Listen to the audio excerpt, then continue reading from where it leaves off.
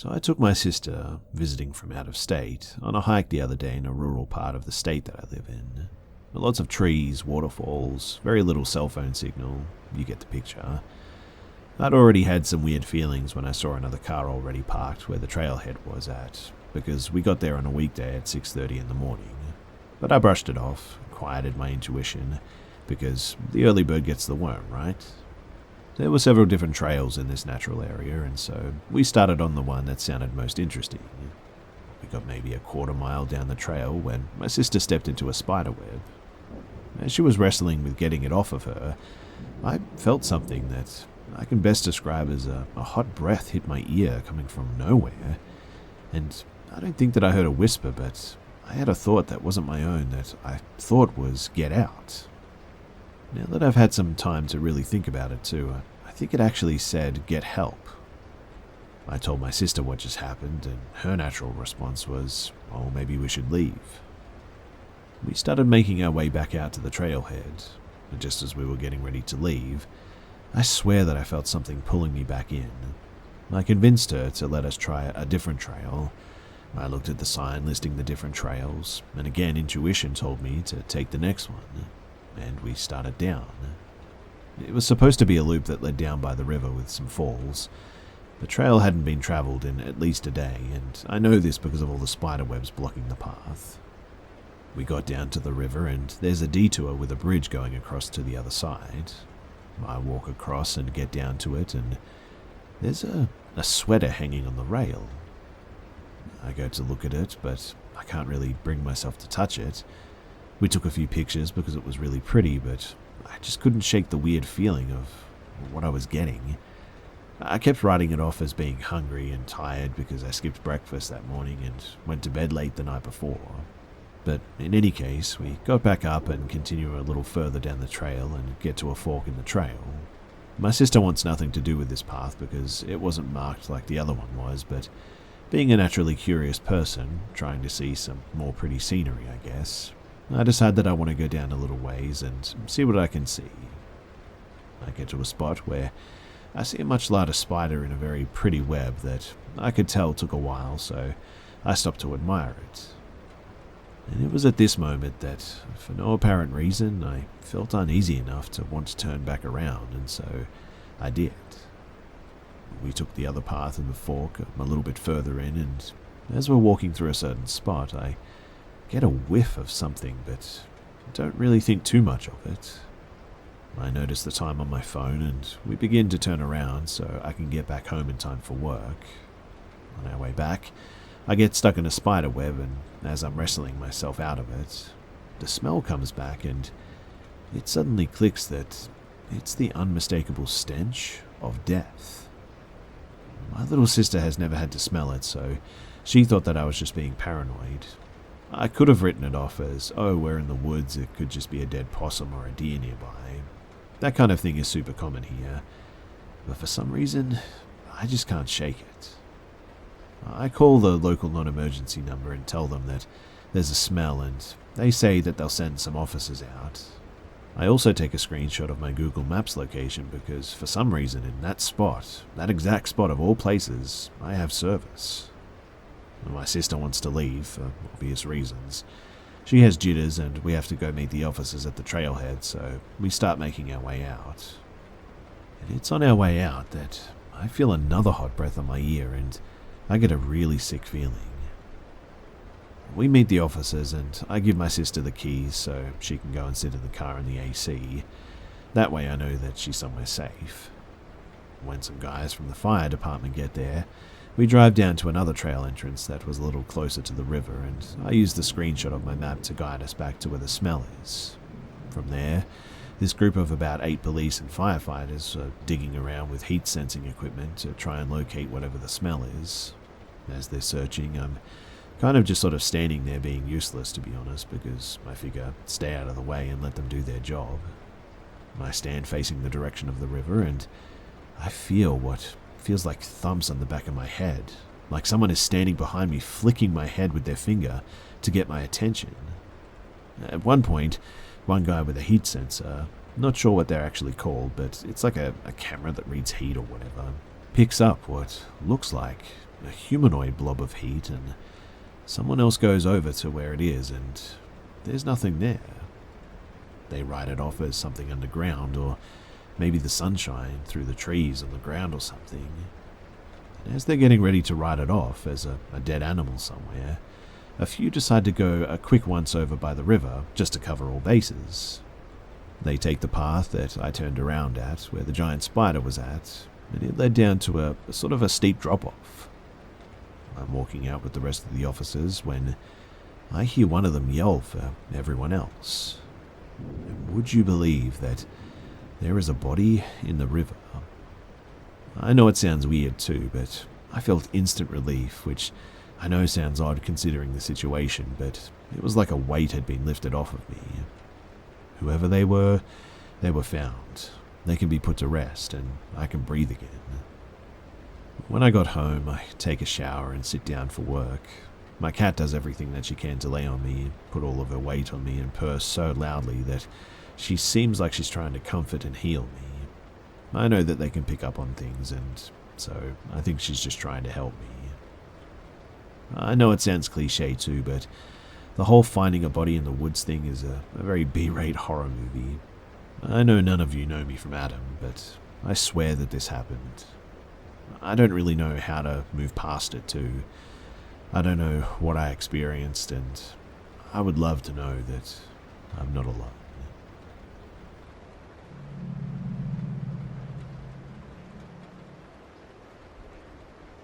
I was around 12 years old when this happened. I lived in a duplex that my parents owned, and one day I was outside in the front yard playing with my dogs. The house was located in a neighborhood that's right by a busy main road, so during the daily rush hour, the area got pretty busy. Thank God for this too, because as I was busy with my dogs, I noticed a black car in front of my house that kept inching forward a little, and sort of backing up a little bit too. I noticed the driver leering at me in a creepy way, and got a really bad feeling, so I ran up the stairs to where I lived with my parents. I told my mother about what had happened, and I have no idea what was going through her mind at this time, because she didn't really seem at all that concerned. A few minutes later, she sent me to the grocery store that was a block away, and after griping about that to her, I went walking to the store. The duplex is across the street from a bank, and next to the bank, on the other side of the wall by the drive-up tellers, was an alley that also led to the store. I decided to take the bank route because I felt safer, and as I was walking by the ATM, thankfully there was a line of people waiting to use it. Who do I see but that same creepy guy in his car, parked at the bank in front of the ATM? I kept my eyes on him as I walked past his car, and he was leaning forward with his hands on the wheel, ogling me and licking his lips, which was really gross. I got out of there as quickly as I could, and I ran the rest of the way to the store. As I was walking out of the exit while leaving the store, I saw my brother waiting for me outside. He told me to get in and drove me home. He had been listening to what I told our mum about the guy outside the house and reamed her out for making me walk to the store alone, knowing that this guy was lurking around in the neighborhood. To this day, I still get chills knowing how close I came to potentially being, well, who knows what. It makes me sick to even think about it, to be honest, and I've been meaning to tell this story here for a while now, but like I said, every time that I even so much as think about it, about what could have happened, I just feel sick.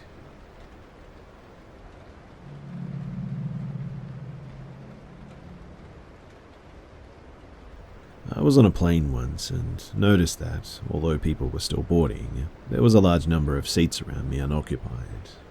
The last people on, though, were all together and consisted of one large family travelling together. There were 4 adults and about 10 children, ranging from toddler age to high school or young adult. They had the usual look of a large group travelling with children, some of whom were shy and withdrawn, others who were running around, and the adults looked frazzled, trying to keep everyone and everything together. When they'd all been seated, though, there seemed to be some issue with the seating, as one member of their party was supposed to sit several rows back. The flight attendant apologized and said that it happens, that sometimes their computer will shuffle sequential seating, etc. but assured them that there was seating available for everyone. The family sat down, -1, and starting with the usual, "That's a shame, wish they could sit up here," talk. Since it seemed that their party were surrounding me, I stopped the flight attendant and asked her if I could switch seats with another passenger.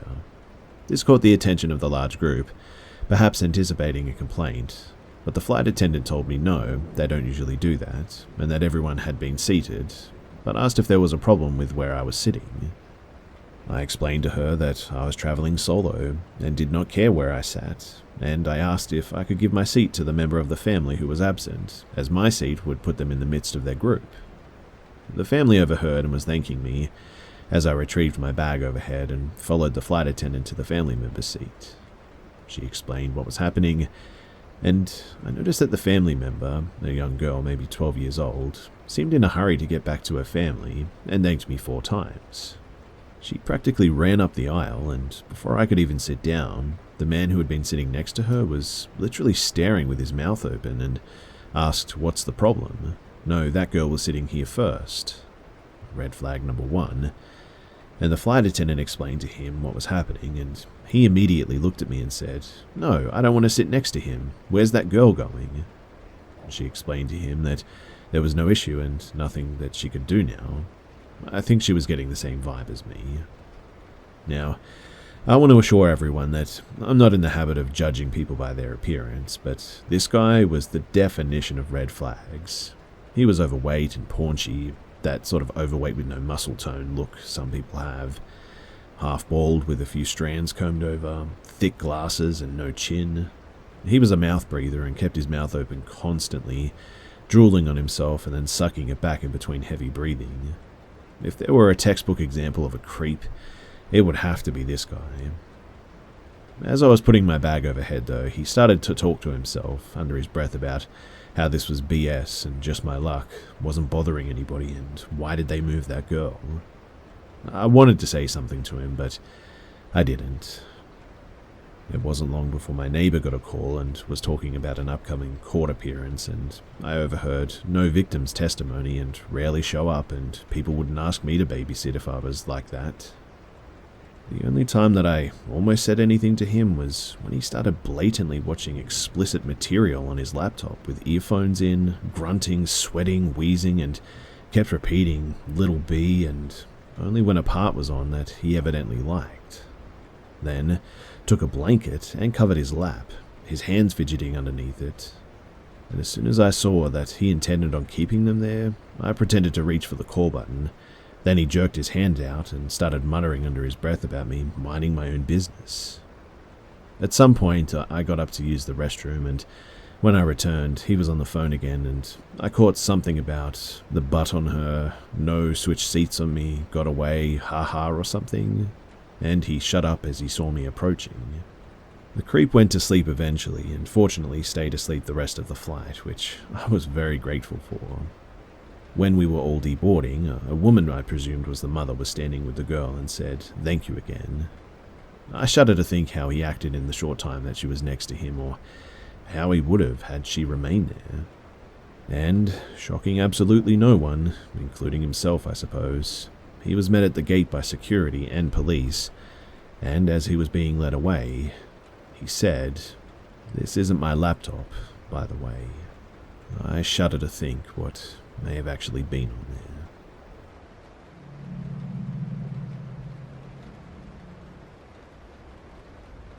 In 2016, my girlfriend and I decided to go on our first vacation together.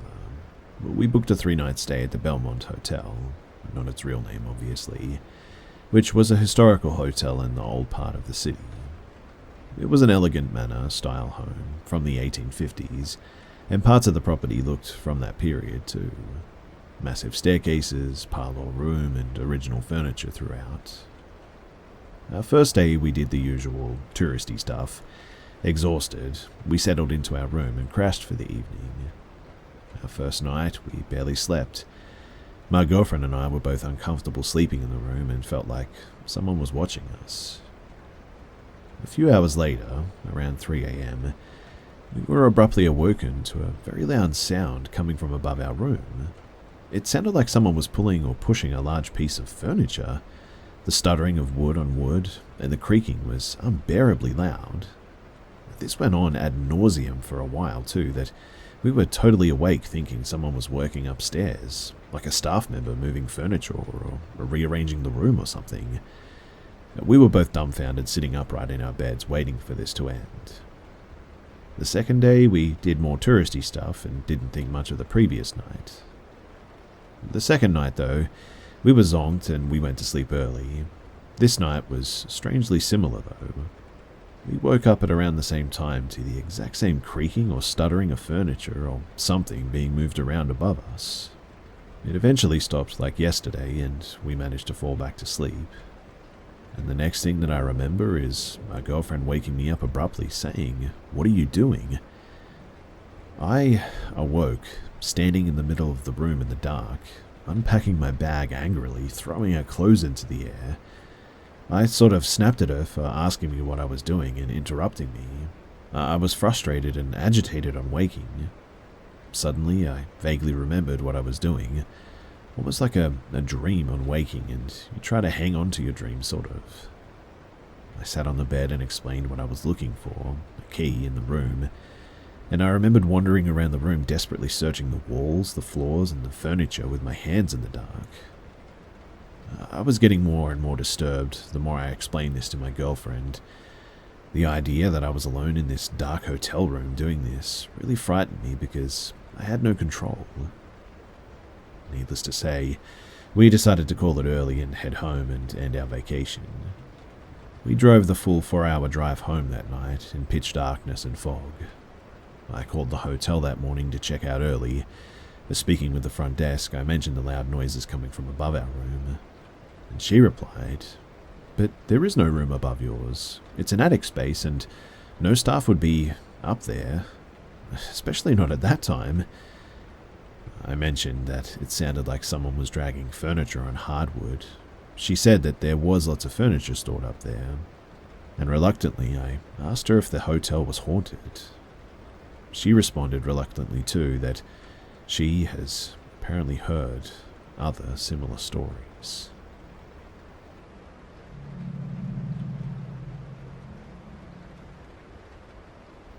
My family decided to take a vacation in a zone near the coast in a big cottage. We came there with some friends to spend the weekend, and we were without any houses around, and like 4 to 5 kilometers away from the nearest town. But when we first arrived and entered the house, I immediately felt a strange sensation from it. I thought it was just being in a place that I didn't know, so I ignored it. But when the night came, everything started to get really weird. So I slept in the same room as my sister, but she was fast asleep, so she didn't realize what was happening.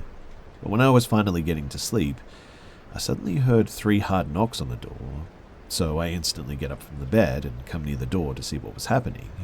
I opened the door, and there was no one. I thought that it could have been our friends, so I sent them a text message saying that they should stop joking around with us because we're trying to sleep. Anyways, I felt like they wouldn't stop, so I waited close to the door until I heard another knock, and I was going to try and catch them in the act. But then I received a text message from one of my friends saying that they were in the upper room trying to sleep too, so they don't know what I was talking about. I decided to stay near the door anyway, just in case. Maybe they were lying. And suddenly, another violent knock sounds again, so I immediately opened the door, just to see that there was nothing. Neither my friends nor anyone else. In that moment, I knew something was happening in that house. I tried to sleep, but my head was trying to understand what the heck was going on. The next day, I talked about this to my parents, and they said that we could move to another room in the upper floor, but didn't actually believe me. I mean, I was 14 at the time, so they just thought that it was my imagination. But then the night came again, and I was ready. I thought that if something happened again, I'll wake up my sister so that she could confirm it later too. The hours passed, and I was in bed with a little light turned on when suddenly I started to hear strong hits. But this time they didn't come from the door. Instead, they were coming from the wardrobe next to us. I immediately woke up my sister, and she was terrified too. The hits didn't stop, and the violence of them was so hard that the door from the wardrobe was actually moving, like something was trying to get out of there. I said that I would try to open it to see what was trapped inside, and my sister was begging me not to do it because she was absolutely in shock. But anyways, I open it, and in that same moment, the sounds just stopped. It just became completely silent in the room. It was at this point that she decided to wake up our parents because she was afraid that this thing was there to harm us somehow. It was an awful situation, and we never did go back there again after that. I don't know what happened that night, but it's definitely something that will stick with me forever.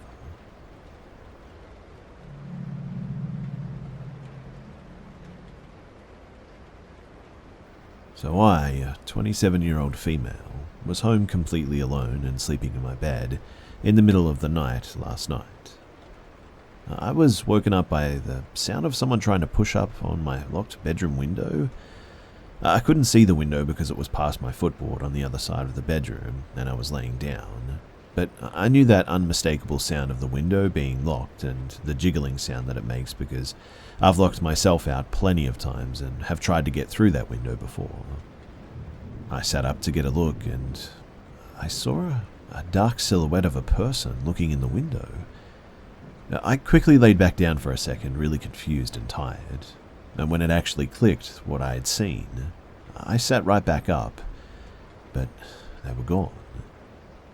I tried to get back to sleep, but was spooked for the rest of the night. In the morning, I thought that I might have dreamed it after I called everyone I knew that it possibly could have been, and nobody knew anything. Nobody was at my house. Nobody I knew would just try to get into my bedroom window in the middle of the night anyways, especially when I don't think this person even knocked on the front door before trying to open the window. I went outside to investigate at some point to see if I was just going crazy. I looked at the window, and there, I saw the handprints of whoever was trying to slide up on the glass. Also, it had rained, so I could see muddy shoe prints going to and from my window. I have no idea who they were or what they wanted, but I'm so glad that my window was locked that night.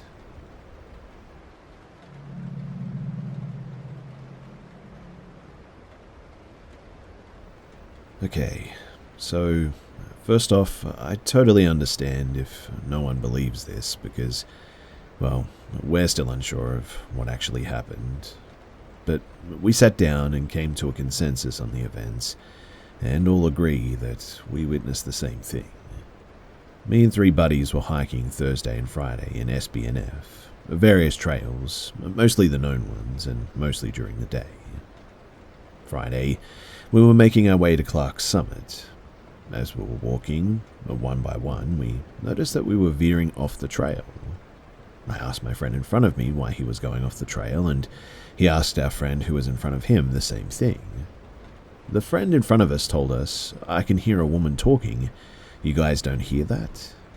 Well, we didn't hear anything. We tried to convince her to just leave it be because it was already kind of dark and we were close to where we wanted to set up camp on the trail. The friend in front is a female and insisted that what she heard sounded like a female calling for help and that she sounded really close, so I think she felt inclined to investigate a possible female in distress, while we were totally okay with going about our business. So I get a bit spooked now because she's absolutely serious and we absolutely could not hear whatever she was hearing. But here is where it gets really weird. We only ventured off the trail about maybe 300 to 400 meters, yet at one point we were completely lost. We don't have any fancy gear or GPS stuff because we've never needed it, but we've been on this trail enough to know that we hadn't gone too far. Yet, we couldn't find the trail in any direction after walking for about 15 to 20 minutes. I started to feel weird, kind of dizzy and lightheaded, and when I mentioned this to the other two, they said that they felt weird as well. It was like, I don't know, like something had changed the environment around us, or moved us somehow to another location. I know that sounds weird, but it's the only way that I can describe it.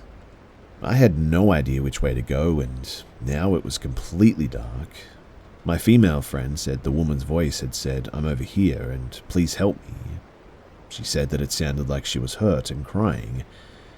So, here we are, somehow lost, and after only walking for about 20 minutes off a large trail because my friend is hearing voices that we can't hear.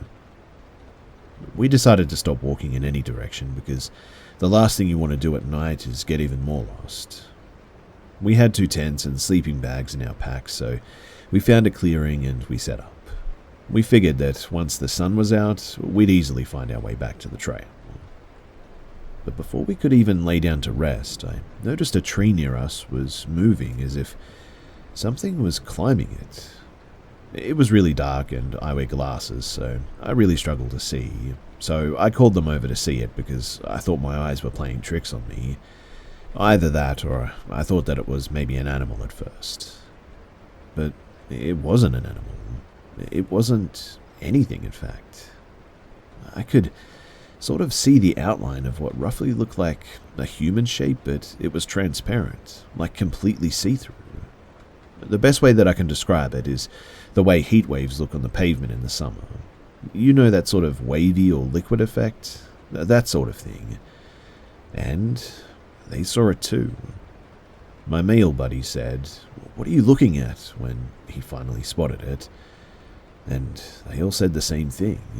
It was transparent but still visible due to the foliage around it being displaced and moving as it moved. And we just all stood stone still, whispering theories back and forth as to what we thought that we were seeing. I thought maybe it was some kind of an optical illusion, but they both immediately jumped to aliens, of course. Whatever it was, though, the thing just sat there, perched on a large branch about 50 feet up. In fact, it was almost like it was watching us watching it. The other oddity, too, is that after staring at this thing for about 10 minutes, we noticed all the normal forest sounds that we had heard prior had stopped, like completely. I mean, the only noise was us talking and the leaves under our feet.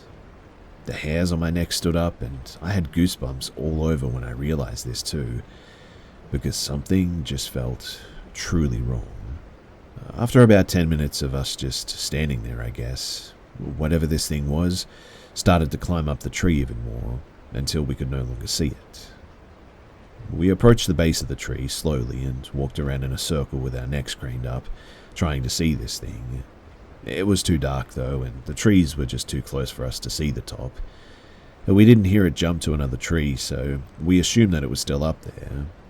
We were all too spooked to obviously camp right underneath whatever this was, so we gathered our stuff and we started walking towards the moon.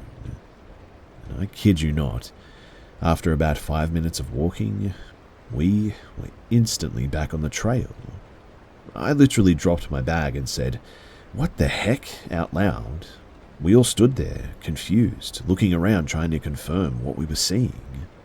My buddy likes to joke and said that maybe we walked through some hallucinogenic spores and had imagined the whole thing. I highly doubt that, but whatever happened, it seemed kind of, I guess, predatory is the best word for it. It seems like something was luring us or trying to confuse us. My friend still thinks that we were messing with her about not hearing the woman that she claimed to be hearing that whole time. But was it that thing that we saw, imitating a woman? How did we get lost so close to the trail like that? This was easily the weirdest thing that I've ever experienced in the wilderness. We still don't have a good theory as to what we saw, too.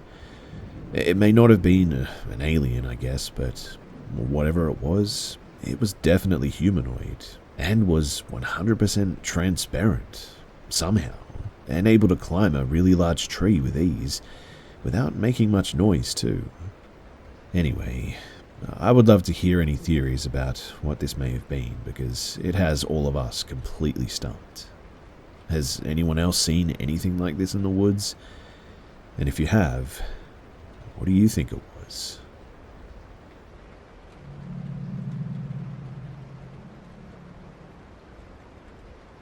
When I was a baby, my parents bought an old house in a historical society that used to be a toll house way back in the day. It's approximately 315 years old, but I think that I'm lowballing it. I had never felt completely safe in that house too for the 25 years that I lived there, and when I was a kid, I just thought that it was normal to just always feel like you were being watched, and to feel something hanging on your back. I wasn't allowed to go over to people's houses or have anybody over until I got to around middle school. I remember going to a friend's normal modern house when I was 12 and immediately feeling safe and private. I didn't feel eyes burning into me.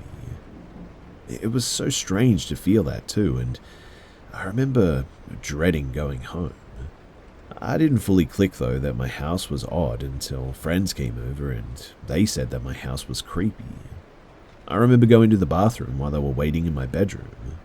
My dad was asleep in bed and my mum was in her office working, one floor and several rooms adjacent away. I came back from the bathroom and they had asked me who I was talking to. I said I wasn't talking at all, I was in the bathroom. And I remember one friend telling me that she heard two women whispering just outside my door. She thought that I was talking to my mum or something. And that moment really chilled me. They were afraid to sleep in my room after that and ended up staying awake all night. I remember most nights too, when I would go to bed, it would feel like a man was watching me through my window. I slept on the second floor. But it felt like there would be somebody standing on the roof, watching me, even though I know that there was physically no way that anybody could be up there. I begged my mum for years to get curtains, but she refused. She refused to put any curtains up in the house, and I always felt watched from the roof in the backyard. I eventually put up blankets to feel safe, but I still felt eyes burning into me. We had a decently furnished basement, though, where my brother and I had all our video game stuff, and any time that I brought friends down there, they would always ask to go back upstairs instead, but never said why. I grew to love and hate the basement, as it was a respite from my mother, but then I would have to deal with the door opening and shutting by itself, as well as feeling hands on my ankles from time to time if I tried to nap. I remember one time asking my brother if he ever experienced that, and he said that he would often feel a sensation of a hand by his feet, but ignored it because it was that or deal with my mother. I'm not going to get into that can of worms, but yes, we preferred being terrified instead of dealing with our mother. Anyway, it soon became a bit of a running joke not to go into the basement unless you wanted to get grabbed, and it became normal to just feel, really uncomfortable down there at all times. Not many things happened to me physically at that house. Almost always it was feelings of being watched or seeing a figure in my peripheral only to turn and nothing be there. There are a few more things of note that I can think of now, and one is that there were regularly footsteps in my parents' bedroom. But unlike everything else that happened in that house, this was actually kind of comforting. In the summer, we would sleep on my parents' floor because it saved on the AC. I would stay up very late on my Game Boy while my parents slept, but frequently the sound and the feeling of footsteps would go by me on the floor. This was when I was very young, and it was just a normal thing, I suppose, and they made me feel safe, to be honest. Like whoever was walking around was making sure everything was alright.